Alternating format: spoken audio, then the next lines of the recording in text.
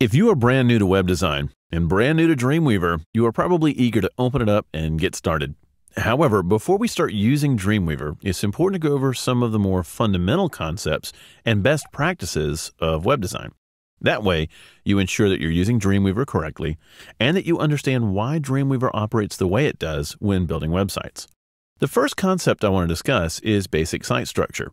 To those new to websites, the thought of creating an entire website can sometimes be intimidating. The truth of the matter is that most websites are in fact quite simple.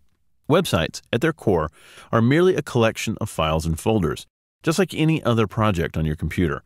Although every website is different, some standards have emerged when structuring your site that can help keep your site organized and running smoothly.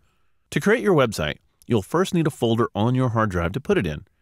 This folder is referred to as the root folder, and later, when you define your site, this is the folder that you'll point Dreamweaver towards. Inside the root folder, you will structure your files and folders based on how they need to appear online. If you have a small site, for example, all your HTML files might go right into the root directory. As your sites get larger or more complex, it's not uncommon to create subdirectories to create more structure within your site. You can easily see this structure when browsing online.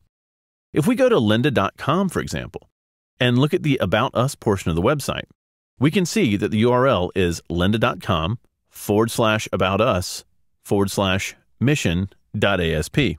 This means that inside the root directory, there's a folder named About Us, and inside that folder, there's a file named mission.asp. In addition to structuring pages this way, most web designers will place site assets into their own folders as well.